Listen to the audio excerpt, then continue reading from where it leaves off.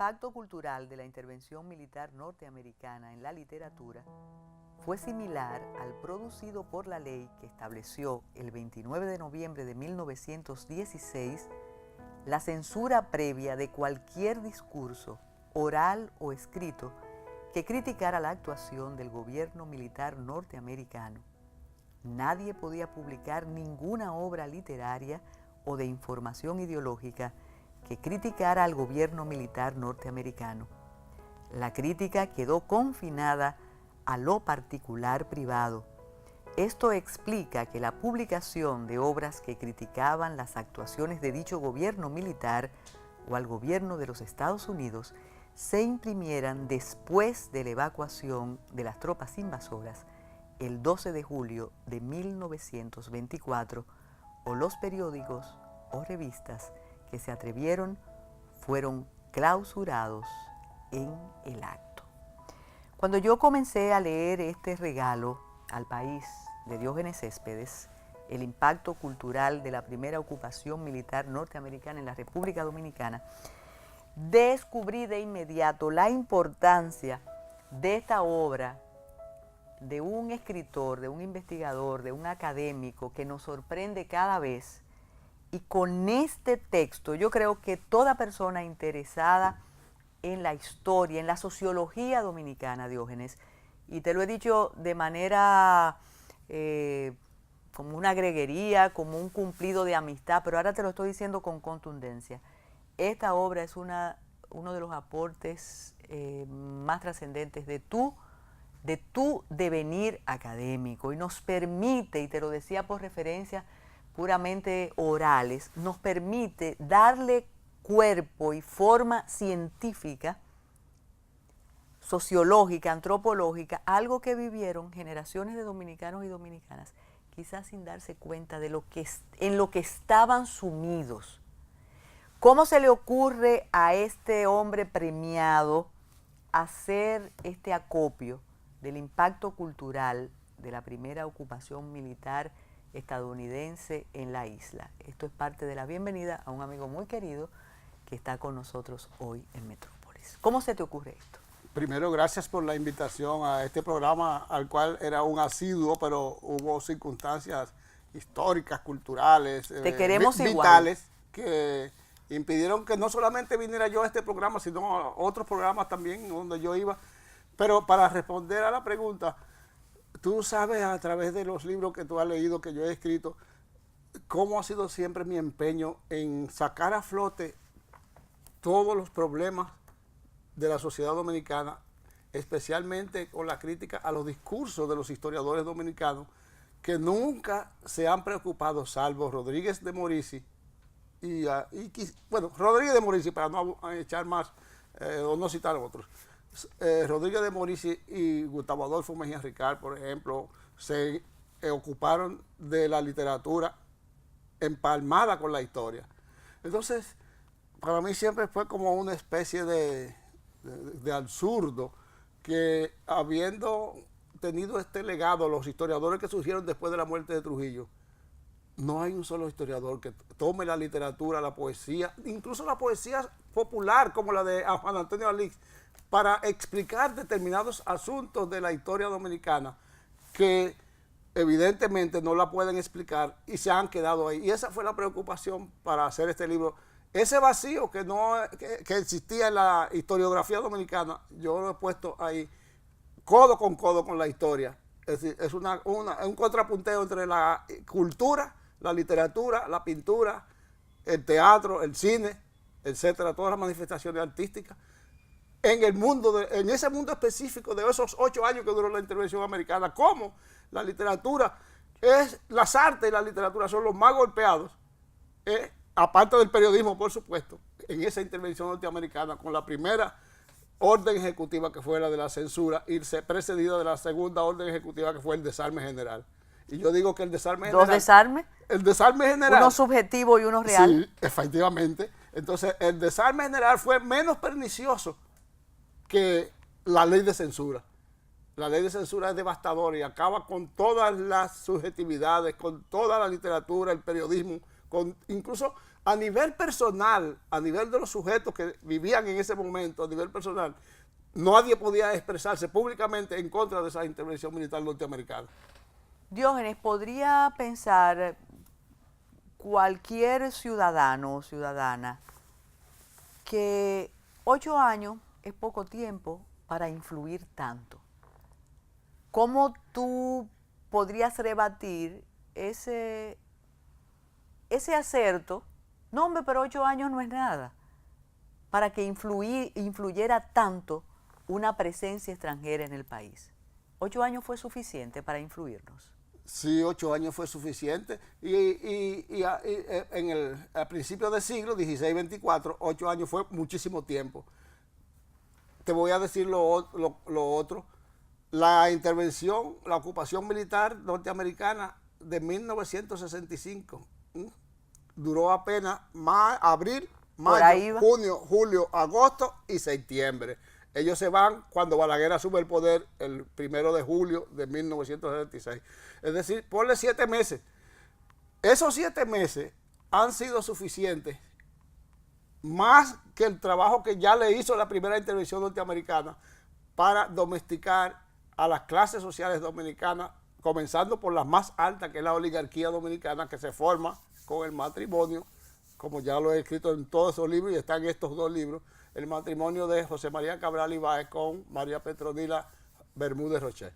Ese es el nacimiento de la oligarquía, pero sus orígenes se remontan al al matrimonio de Marco Cabral y con Amelia Báez. Es decir, ese es el tronco. Pero esa oligarquía que se entregó totalmente en esos 8 años de la intervención americana para medrar a la sombra de esa intervención, fue devastador el efecto que tuvo, porque esas clases sociales que antes, en ese siglo XIX, eran como un modelo de moralidad, era el modelo, el paradigma, y las clases sociales subalternas, pequeña burguesía mercantil de la ciudad o urbana, más el campesinado, seguían ciegamente a esa oligarquía que tenían prestigio social muy grande, y además de tener el prestigio social, tenían muchos los apellidos desde la colonia, desde 1496 que se fundó la ciudad de Santo Domingo, más o menos.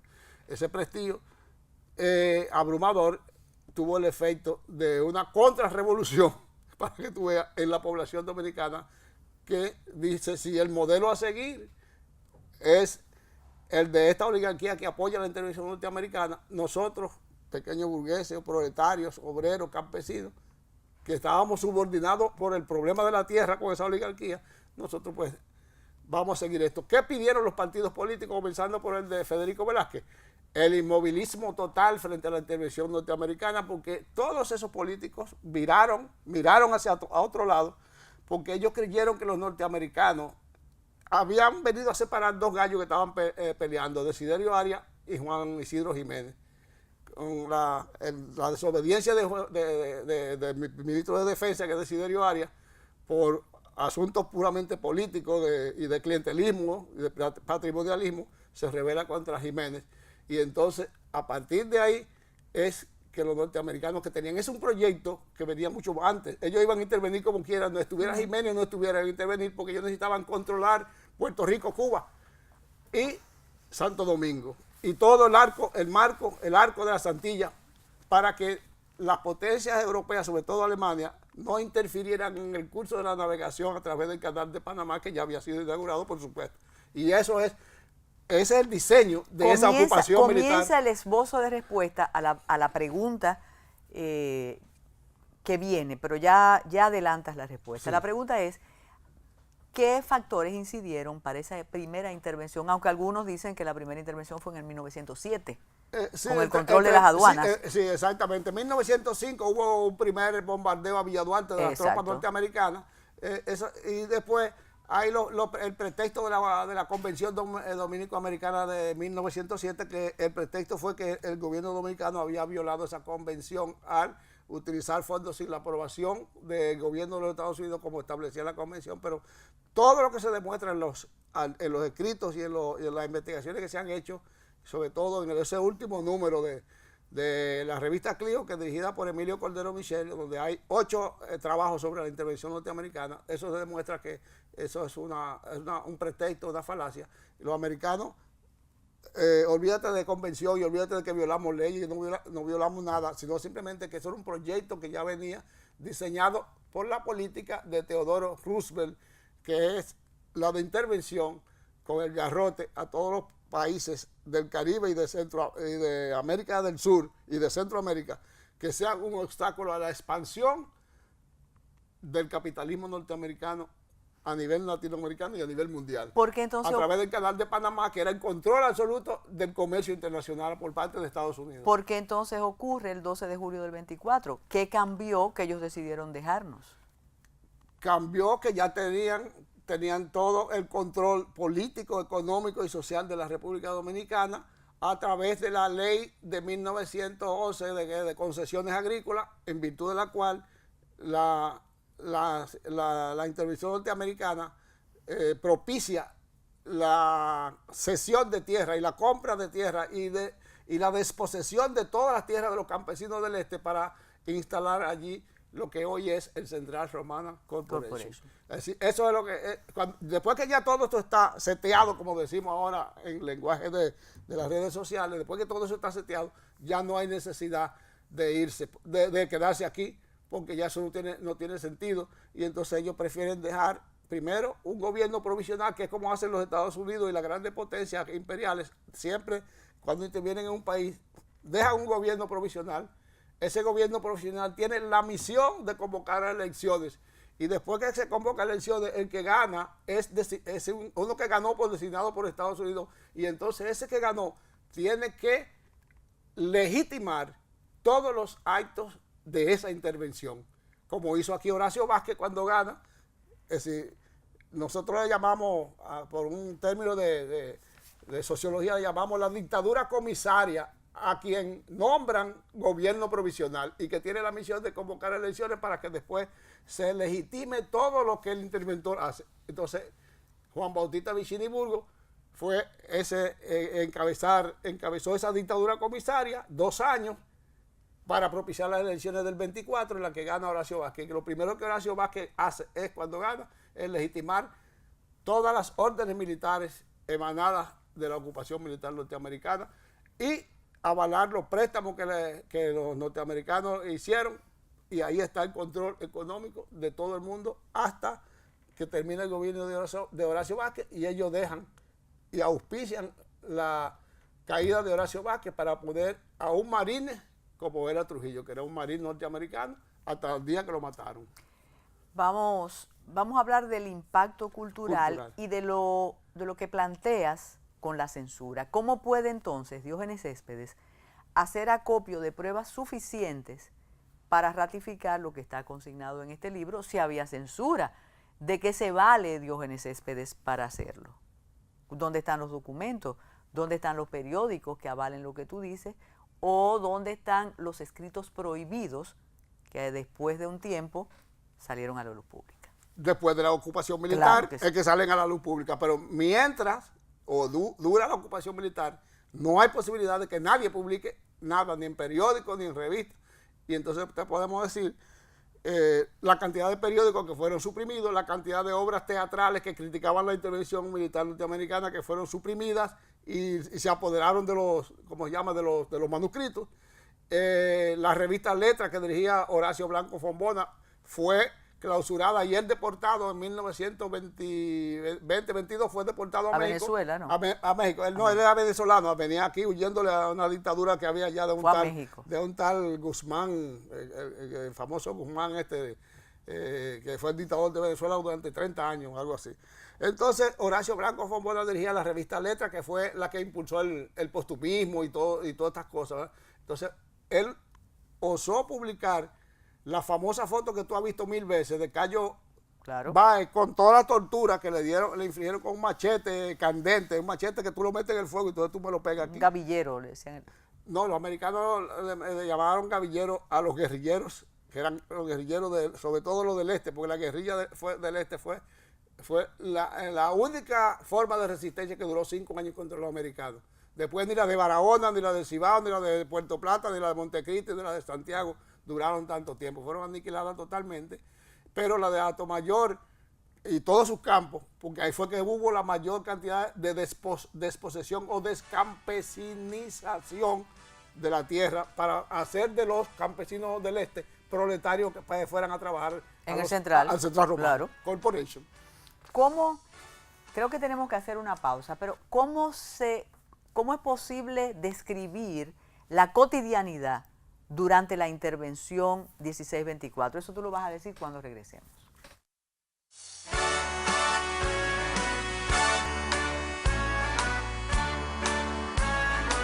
¿Cómo imaginar el contexto cotidiano durante la intervención si se supone que hay un sector social dominicano que estaba muy contento con esos mister y esas misses que estaban aquí?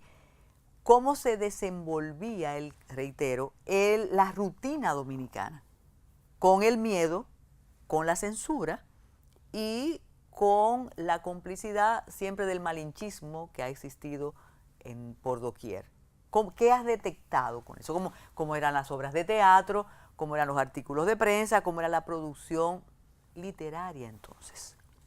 Hasta el momento de la intervención y de la ocupación, los norteamericanos llegan en abril del 16, pero la llegada de 200 soldados por Jaina en abril o San Jerónimo en abril del 16 es como la preparación de lo que va a ser la ocupación militar, pero nadie lo sabe, ni los políticos, nadie lo sabe. Entonces, ellos vienen con el pretexto de ayudar a restaurar el orden constitucional del presidente Juan Isidro Jiménez, que ha sido violentado por su ministro de guerra, Desiderio Arias, por una cuestión de pequeñeces de interés. Entonces, ellos llegan en abril y ese es el pretexto, y todo el mundo más o menos saluda. Recibe bien esa intervención norteamericana. Mira qué bien, qué demócratas son. Pero cuando las cosas entran ya en el verdadero plano del proyecto, que es el que yo te expliqué anteriormente, cuando Jiménez renuncia porque no aceptó la cláusula que le imponían los norteamericanos para apoyarlo, era que tenía que nombrar un receptor de aduana o una especie de interventor nombrado por el gobierno norteamericano y que iba a tener más poder que el mismo presidente Jiménez. Entonces Jiménez renunció ahí mismo y esto queda el poder en manos de un consejo de secretarios de Estado. Y eso es ya como julio por ahí del 16.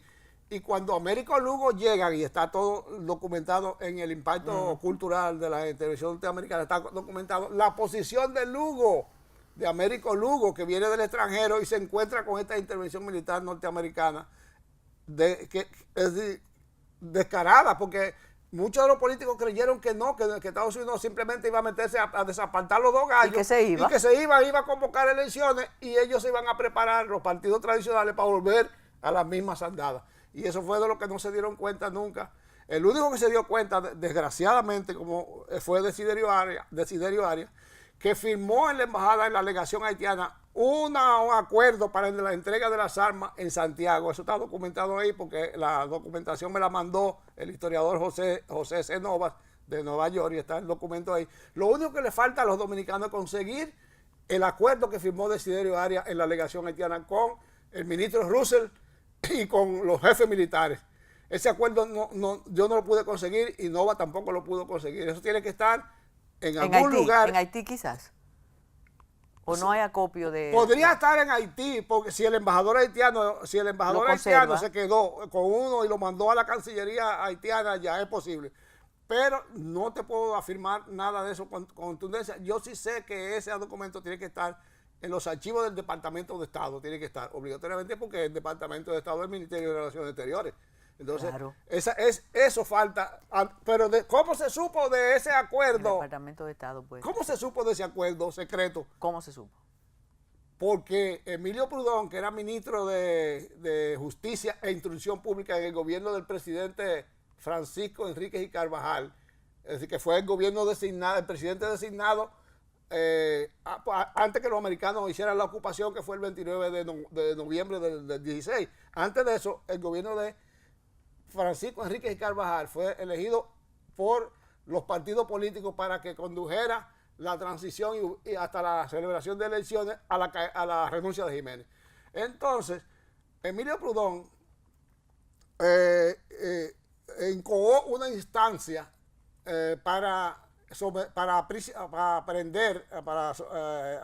coger preso a Desiderio Arias y a Cesario Jiménez y al otro hermano, a Mauricio Jiménez, que eran los lugartenientes es decir, los brazos izquierdo y derecho de Arias, acusándolo de malversación de fondos, de uso de fondos públicos en beneficio propio.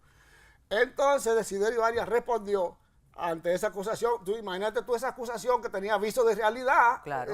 Pero tú sabes los juegos políticos como que se traban aquí en este país, que aquí tú no puedes decir nunca nada que venga del poder, que eso es cierto, real. Entonces, Desiderio, cuando lo meten preso por esa acusación, dice: un momento, caballero, yo no he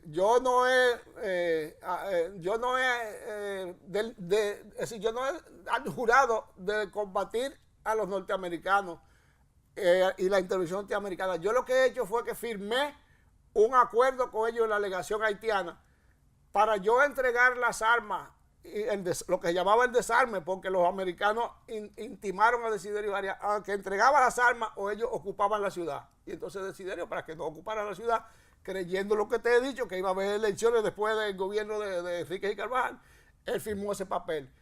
Y entonces ese documento, es Desiderio Arias, que dice que yo firmé ese documento y a mí no me pueden meter preso, es una calumnia de mis enemigos políticos para hacerme daño. Pues yo he firmado un documento en el cual los americanos se comprometen en ese documento a dejarme tranquilo, a mí y a mi gente, a condición de que yo entregue las armas como en efecto la entregó en Santiago de los Caballeros.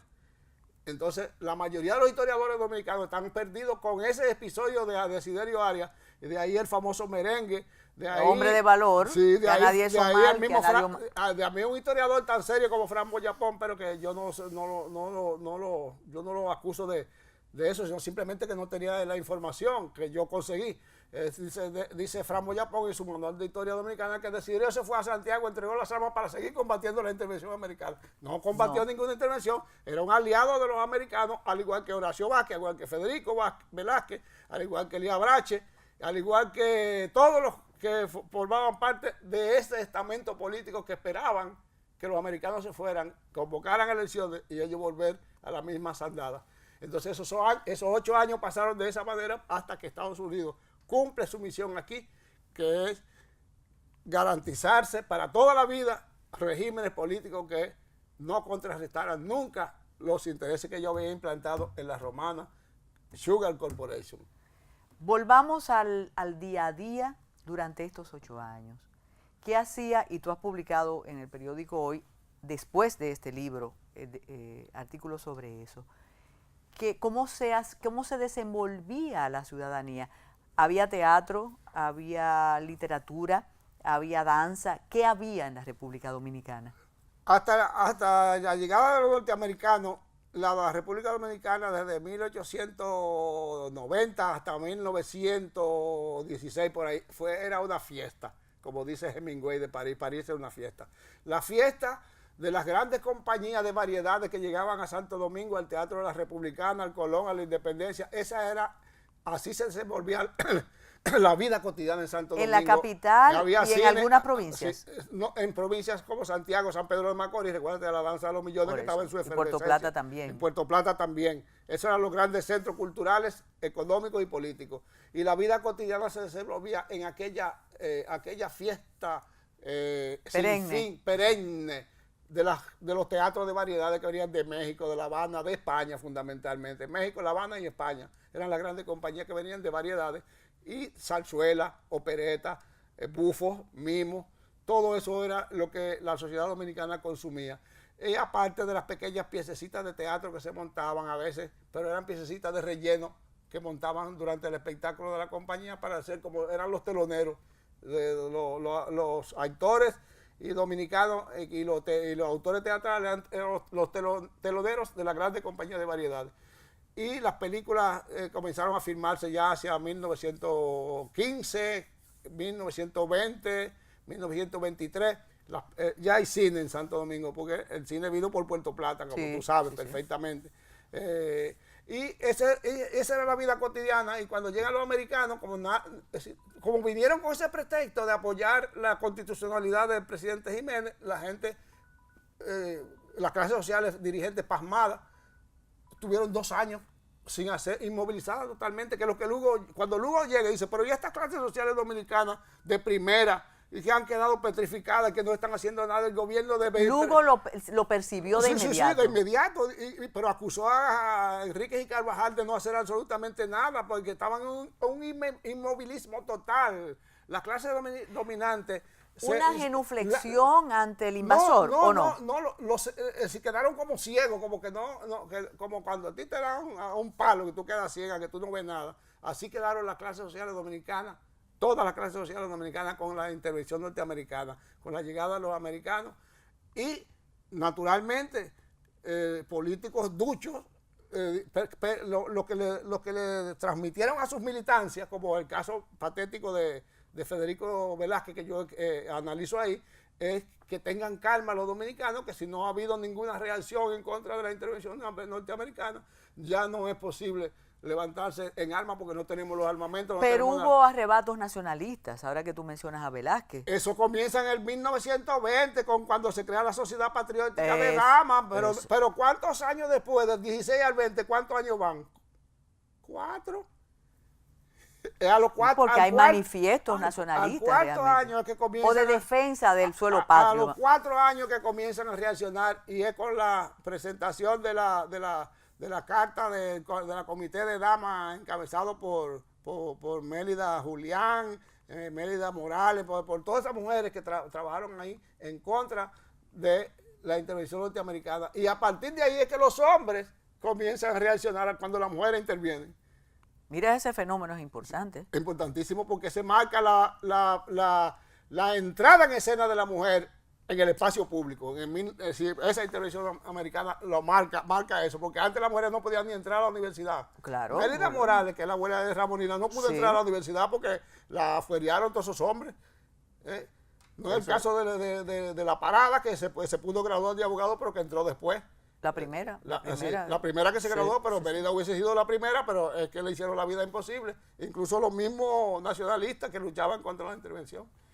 Ercilia Pepín. Ercilia Pepín es el caso en Santiago. En Santiago. Es el caso de Santiago. Ella por de supuesto, nacionalismo, patriotismo puro. Patriotismo, pero recuerda que se le llamaba nacionalismo. Incluso la comisión que se crea para luchar contra la intervención americana, con la pura y simple, porque hay que hablar de la pura y simple y después del transaccionismo de esa oligarquía que apoyó la intervención americana. Entonces, él eliminó a la gente de la pura y simple, evacuación pura y simple, sin reconocimiento de orden ejecutiva ni hacia gobierno soberano. Entonces, la oligarquía se transa, y por eso que le llaman transaccionismo, con el plan Hugh Peinado, el norteamericano Hugh Peinado, que es la creación de esa dictadura comisaria, que puede organizar elecciones en 2 años, para que en 2 años haya elecciones, que fue lo que pasó realmente, lo que te acabo de contar. Vicini Burgos, presidente de 2 años, del 22 al 24. Y el 24 elecciones y Horacio Vázquez gana.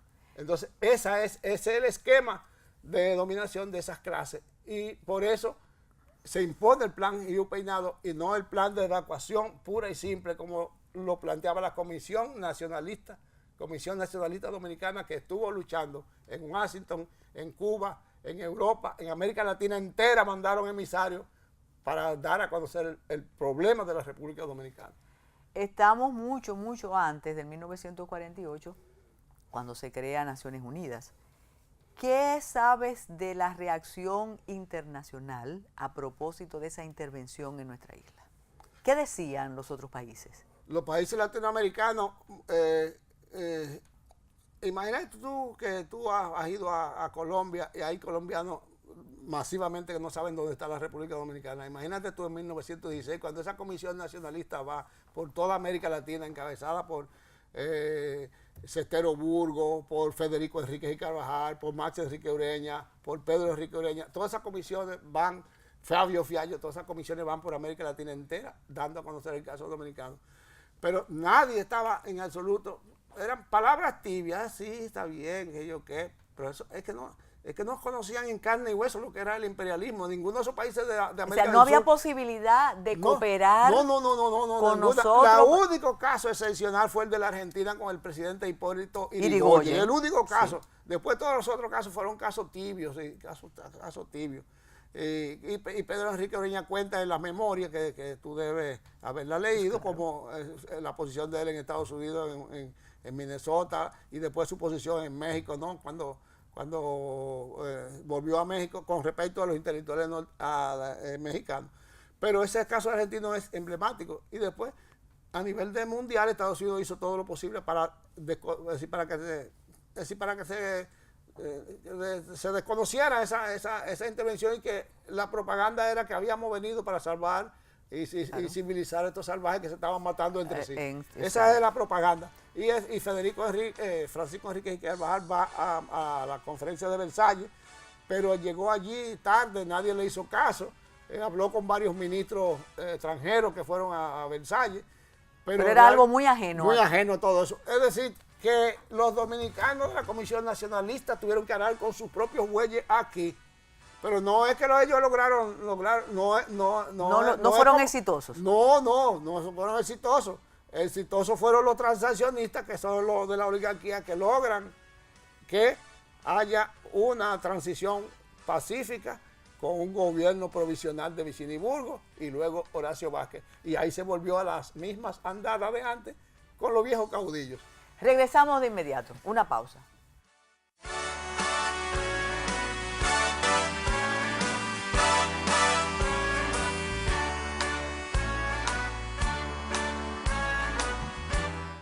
Bueno, yo no sé si este libro está a la venta, no sé si se va a hacer una conferencia especial para dar a conocer su contenido, pero me imagino que quienes hasta este momento te han escuchado, te han visto, Diógenes, deben estar interesados en adquirir el impacto cultural de la primera ocupación militar norteamericana en la República Dominicana. ¿Dónde se puede conseguir el texto? El texto se puede conseguir en la editora de la Universidad de Santo Domingo. Ahí se consigue ese libro. Lo venden ahí, sí, lo venden ahí. ¿Tú has pensado hacer alguna actividad de presentación para discutir el contenido o no? No, ninguna. Ese libro se presentó cuando la universidad, en cada feria del libro ya presenta 20, 25, 30 libros, y ahí ellos lo presentan. Mira, esto está tan interesante que yo pienso que política y teoría del futuro Estado Nacional Dominicano se tiene que quedar para otro Metrópolis, porque quiero seguir con esto. Podría pensarse hasta este momento de tu intervención, Diógenes Céspedes, que, bueno, llegaron los americanos, nosotros no teníamos ni idea, estábamos todos subsumidos, como decían los puertorriqueños, sí, que el río Loíza tiene un veneno, sí, que acalla todo. Pero cuando te mencioné Ercilia Pepín, incluso cuando tú mencionas esa comisión que salió del país a reclamar, bueno, nos tienen ocupados, honor a quien honor merece, hay un manifiesto de Joaquín Balaguer, Ricardo. Entonces podríamos pensar que tú esos datos los pasa por alto. Tú puedes afirmar que sí hubo algunos intentos para defendernos de la ocupación. En el Cibao sí, pero en el Cibao es el segundo foco de lucha contra la intervención norteamericana.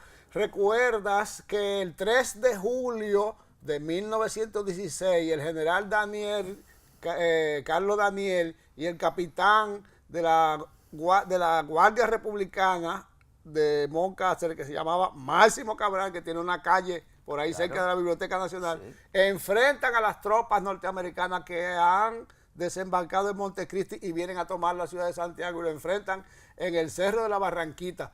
Y a partir de ahí es que se inicia la lucha contra y la resistencia contra el interventor norteamericano. Y recuerda que eso también da pábulo, te quería decir también que da pábulo al canto épico de Juan de Jesús Reyes Aranda, que se llama El Canto a la Barranquita, a ese episodio histórico donde murieron claro. 27 hombres, entre ellos Máximo Cabral, mueren en ese enfrentamiento con los norteamericanos. Y los norteamericanos, después de aplastarlos, siguen su paso hasta conquistar Santiago.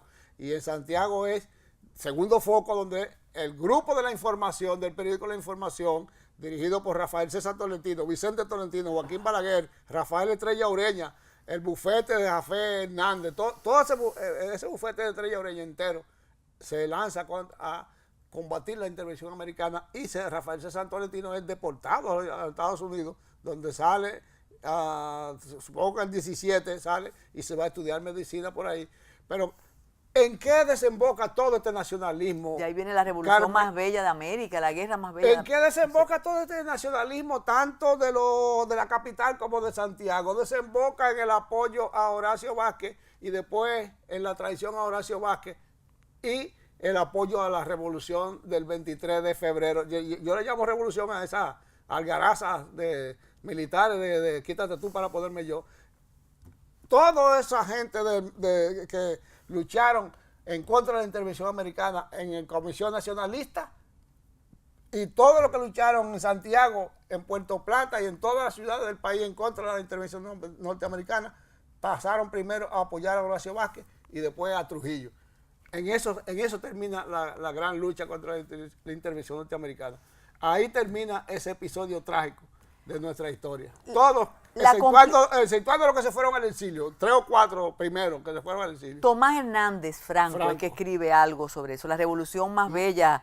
Pero eso es después, eso es para alabar el golpe de Estado militar de Trujillo del 23 de febrero, porque los ibaeños creyeron que Estrella Ureña era el que dirigía esa conspiración para tumbar a Horacio Vázquez, porque recuérdate que Horacio Vázquez gobierna hasta el 30 y empezaba a prolongar su periodo, pero los acontecimientos económicos, políticos internacionales, como el crack de la Bolsa de Valores en 1929, determinan el desastre económico de aquí en Santo Domingo y determinan también la pauperización de toda la sociedad, incluso amenaza de empobrecimiento de la misma oligarquía que terrateniente, y entonces toda esta gente se unen para eliminar a Horacio Vázquez.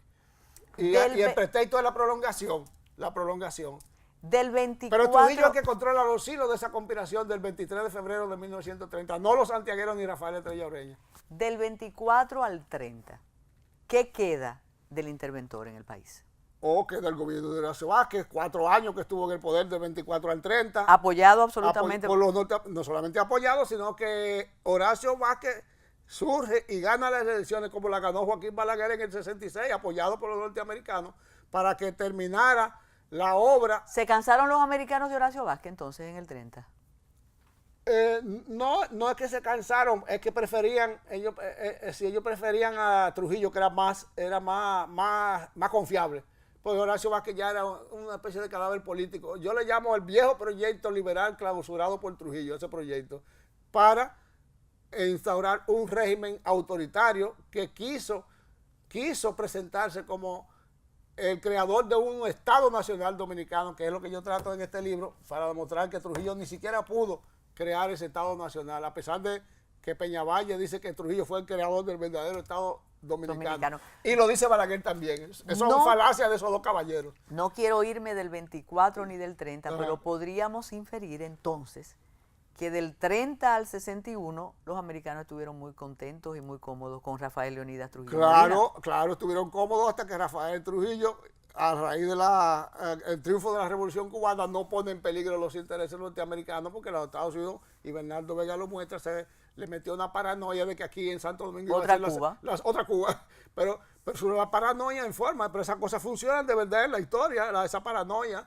Es decir, ellos creyeron que aquí iba a haber la segunda revolución cubana aquí en Santo Domingo y trabajaron para eso, y por eso de ahí se explica la muerte de Trujillo Y que además de la muerte de Trujillo, tú sabes que tenía demasiados antecedentes, ya causa por la cual asesinato de la Mirabal, surgimiento del 14 de julio, invasión del 14 de julio del 59, invasión del 14 de julio del 59, atentado a Rómulo Betancourt, 5 causales mínimos para Sí, deshacerse de Trujillo. Era el ocaso. El mismo Juan Bosch, el 27 de febrero de 1961, le manda una carta a Trujillo diciendo que él es como una especie de tiburón que necesita un nuevo aire, porque ya no puede vivir en estas aguas que ya han cambiado de rumbo con el triunfo de la Revolución Cubana. Entonces, perfectamente, eso es lo que le ocurre a Trujillo. Y después de la muerte de Trujillo para acá, ahí es que se derrumba el Estado Nacional, el famoso Estado Nacional. No te me adelantes. Cuando dices en uno de los segmentos anteriores que hay una especie de avanzada en abril de las tropas estadounidenses, no puedo dejar de recordar el relato del 65, cuando comienzan las tropas a llegar por Manresa, que creen que ellos están en Vietnam, pero están aquí. Exacto, yo sabía. La pregunta es, ¿hay similitudes entre el 16 y el 65? Tantos años después. La gran similitud es que todos los que colaboraron con la intervención militar del 1916-24 son los mismos apellidos y nombres que van a colaborar con la intervención norteamericana del 65. Está documentado ahí está documentado en ese libro de Impacto Cultural. Estamos hablando 49 años después. Ahí tú vas a encontrar los mismos apellidos que colaboraron con la intervención norteamericana del 16 al 24. Ahí están los hijos y los nietos colaborando con la intervención norteamericana del 65. A eso se le llama repetición psicogenealógica. Que usted utiliza mucho ese término en sus escritos. Es recurrente, quizás pocos de los escritores dominicanos refieren esa clase oligárquica nacional criolla con sus nombres. Sin embargo, usted que recientemente acaba de llegar de una actividad académica en Colombia, sin embargo, cuando uno ve lo que ocurre en Colombia, que es una sociedad absolutamente estratificada, y que esa clase privilegiada tiene sus políticos, que aquí no lo hemos logrado, tiene sus políticos, y yo insisto que más que las razas son las clases. La clase. Y en Colombia eso todavía le dicen su merced a las personas. Sí. Yo incluso caminando en el autobús con la guía telefónica, la conversación que oía era siempre le llamaban entre uno y otro su merced. Su merced. Pero entonces, yo he traído un libro fabuloso de Colombia que lo encontré en una librería del aeropuerto que se llama Historia de Colombia y sus oligarquías. Exacto. De Antonio Caballero. Entonces, ese es un libro del cual voy a hacer varios trabajos. En Medellín, en Antioquia, en Cartagena. Carmen, en América Latina lo que hay son oligarquías. Pero hay gente que no le gusta que le llamen oligarquía porque ellos creen que uno se está refiriendo a la oligarquía de Grecia. Es que como lo demostraron los pensadores Miguel Array, Juan Bosch, Friedman y otros, después de la independencia de América Latina, se independizaron todos estos países de España, los que ocuparon el poder político fueron los hijos de los colonizadores. Y esos hijos de los colonizadores, su modo de vida, su modo de producción, era el control de la tierra. Y es por eso que se llaman oligarquías terratenientes. Porque el gobierno, la palabra oligarquía lo que quiere decir es una minoría, pero muy minoritaria, que ocupa y detenta todas las riquezas, pero son fundamentalmente... Pero hay oligarquías que pueden ser aristocráticas. También las hay, pero nunca van a ser burguesas. Es decir, están en el mundo de la especulación financiera, sobre todo, ahí ese mundo. Pero si esa oligarquía tienen también un control de la burguesía emergente, y esta burguesía le está subordinada. Los industriales, toda esa gente están subordinados a la oligarquía. Pero aguarda, la génesis que conforme al mundo de Diógenes Céspedes, la génesis de la oligarquía dominicana comienza con un Adán y una Eva que tú has mencionado siempre. Siempre. Y nadie te ha dicho que tú estás injuriando ni difamando. Tú hablas como el que clama en el desierto. Entonces, tú dices que esa es la génesis. Esa es la génesis de esa oligarquía. ¿Qué ha producido esa prole de ese Adán y Eva fundacionales de la oligarquía? Ha producido 20 familias que tienen el control absoluto de toda la riqueza del país, ponle que sean 5.000 personas que formen parte de esa oligarquía, pero con respecto a 8 millones de... ¿Cuántos millones de habitantes que somos aquí? ¿10 u 8? No, 10. muchachos, Más. mal contados. Mal contado. Bueno, pues 12, entonces, 5.000, ponle tú que sean 5.000 oligarcas los que controlan la tierra, los bancos, la financiera y controlan ese poder y tienen a su merced a la burguesía emergente, que la burguesía es industrialización de un país y creación de un Estado nacional verdadero. Eso es lo que llama burguesía. Eso que no existe aquí. Entonces, la oligarquía es enemiga total de lo que llama un Estado nacional verdadero, que aquí no se puede construir ni formar porque las clases sociales, como lo dijo Américo Lugo, no, el pueblo dominicano no tiene conciencia política ni conciencia nacional, por tanto no puede crear un Estado nacional. Entonces la oligarquía reina ad perpetuum en América Latina y en la República Dominicana, y eso es lo que ocurre. Pero eso tienen un poder vicario. De ahí el clientelismo y el patrimonialismo, que son las características del Estado oligárquico. Después de los nombres que conocemos en el siglo XIX y principios del XX, que son cercanos a ese génesis dominicano, no existen otros nombres así en el poder político dominicano. Aquí, sí, no, pero claro que sí, pero óyeme, en ese libro aquí, en este libro de Política y Teoría del Estado, del futuro Estado Estoy hablando de poder legislativo, judicial y ejecutivo. No, esa oligarquía está presente en todos los estamentos, en todas las instancias de poder del país, está con su gente y tienen control de un poder vicario entonces. No directo. No. La única vez que la oligarquía cogió el poder aquí fue con el triunvirato. Después nunca más ha vuelto a coger. Pues estamos de acuerdo. Que no le conviene. No le conviene.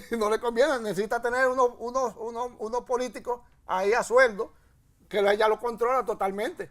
Unos políticos a sueldo controlados. Entonces no es por falta de preparación ni de deseo político. No, porque ellos vieron lo que le pasó con la Revolución de Abril, que tuvieron a llevar la cabeza a la oligarquía dominicana y vieron ese ejemplo y dijeron, nosotros es mejor que tener a estos políticos de partido, tenerlos ahí y controlarlos. Tú y yo estamos coincidiendo mucho después de los 70 años, eso no es bueno. Hacemos una pausa y regresamos con Diógenes Céspedes.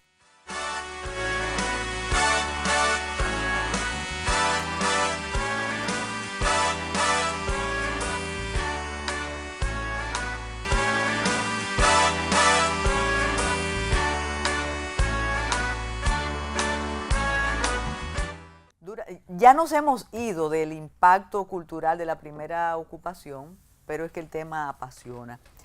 ¿Qué pasa? Mira, el impacto cultural de la primera ocupación militar norteamericana. Que además, cuando yo vuelvo y leo militar, formaron al conscripto, era que se llamaba, era Trujillo.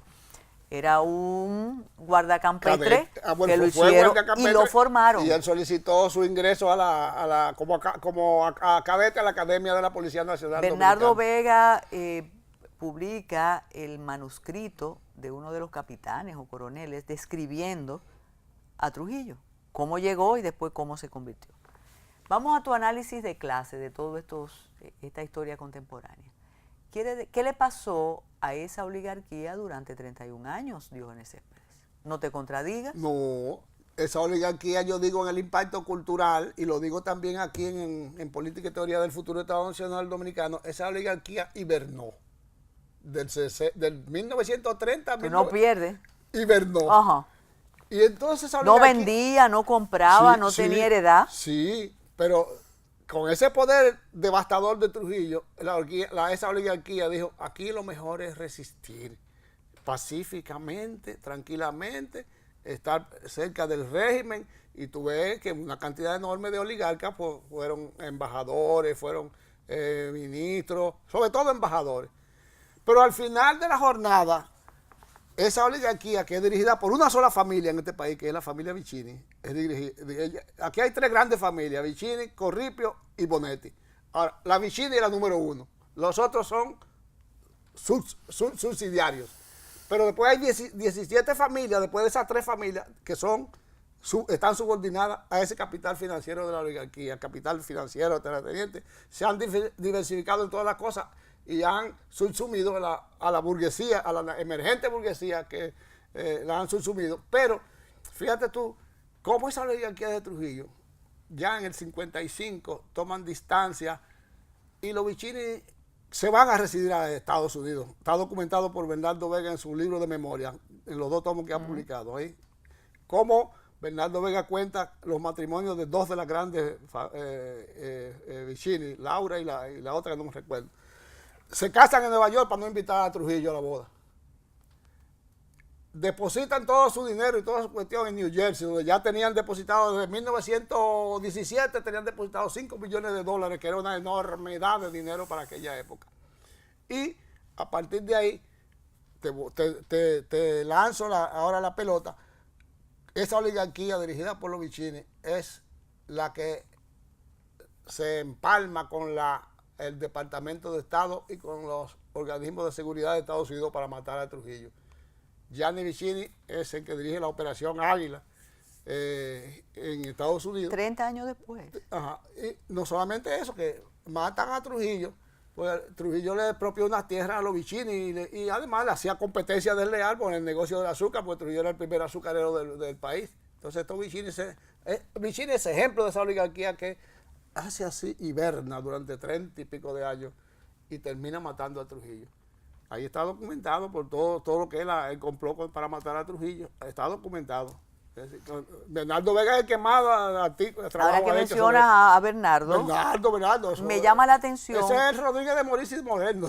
Que Bernardo nombra, y además con datos, menciona, nombra, e incluso en sus 2 tomos de las memorias, hace las relaciones familiares y demás sin censura. Sin embargo, un escritor publicó algo que evidenciaba algo así de familias dominicanas y fue prácticamente censurado. Entonces, ¿por qué la realidad tú dices Rocagnolo? El peruano, Rocagnolo, que escribió la libro donde habla de los Barletti, Barletica y Barletones. Es decir, bueno, sí, aquí lo censuraron, pero los Vicini hacen lo mismo. Cuando hay un libro que se publica aquí que no le conviene a los Vicini, ellos lo compran todos los ejemplares, lo queman y lo botan. ¿Y quién es el censor? Llegan a un acuerdo con el autor para que no, olvídate de eso, no vuelva a hablar de esa cosa. ¿Y quién es el lector entonces? ¿Tienen tiempo para ese asunto? ¿Para la censura? ¿La censura? Sí, porque los Vicini, recuerda que los Vicini llegan aquí a Santo Domingo, eran unos pobretones en el siglo XIX, igual que los Pelleranos, que uno de los Pelleranos, que de los primeros que llegó, era el lavador de los caballos de Canevaro.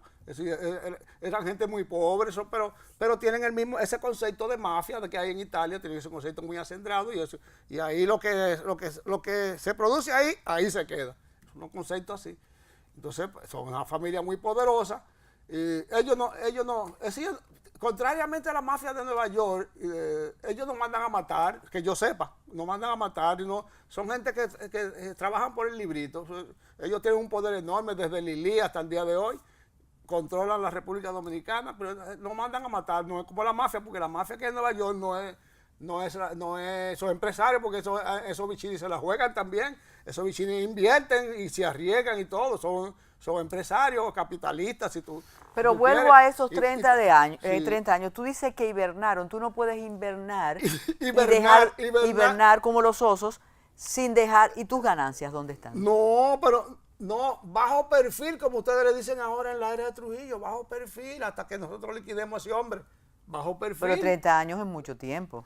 Eso no es nada para la familia Vicini, 30 años. Eso no es nada para Trujillo, sí era mucho tiempo, pero la familia Vicini eso no ¿Pudo competir la fortuna de Trujillo con esas fortunas? En Santo Domingo sí compitió y por eso se van a Nueva York y se llevan toda su riqueza para allá y se casan a las dos Vicini, Vicini Juberi, Alma Vicini y Juberi y una Laura y Alma, las dos se casan allá. Búscate el libro de Toñita Vázquez de Freite que llama Memoria de una curiosa para que tú veas las fotos y los retratos de ahí. No sé si Bernardo pone los retratos en la... Sí. ¿Y cómo pudieron sacar su fortuna? Buena pregunta. Buena pregunta.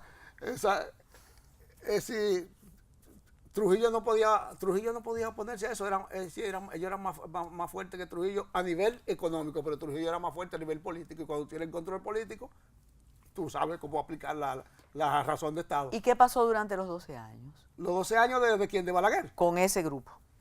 Pero ese grupo comió con su dama, con Balaguer, y siguen comiendo con su dama al día de hoy. No te sorprenda de eso.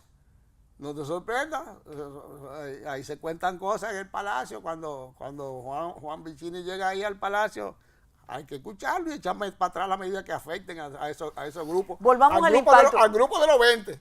Volvamos, Son 20. volvamos al impacto. 20 familias. Volvamos al impacto cultural. ¿Qué Volvemos pasó con la pintura? ¿Qué pasó con la poesía? ¿Qué pasó con la novela?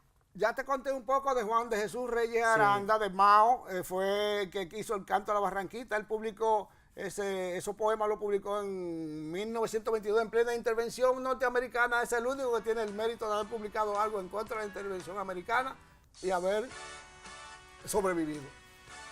A nivel de la pintura no se produjo absolutamente nada, porque los pintores dominicanos, dice Danilo de los Santos, que ya tenían todo su pedigrí, su pindilú de europeo. Ahí eran copiadores de todo lo que eran los clásicos europeos, y eso va a cambiar un poco con Celeste Bocigil y con Jaime Colson y con Giudicelli, pero eso va a ser después, posteriormente, después de la intervención americana. En la literatura, el cuento, no hubo cuentos en contra de la intervención americana. Los cuentos que se publicaron después, como Chito de José Rijo y La vida no tiene nombre de Marcio Velo Magiolo. Pero en la poesía, el único que publicó un libro de poemas en contra de los norteamericanos fue Juan de Jesús Reyes Aranda, de Mao Valverde. Esto es una primera parte, porque la verdad que tú eres muy irreverente, ¿eh? Iremos los dos al mismo sitio. Y ustedes, muchas gracias por seguir en sintonía con Metrópolis.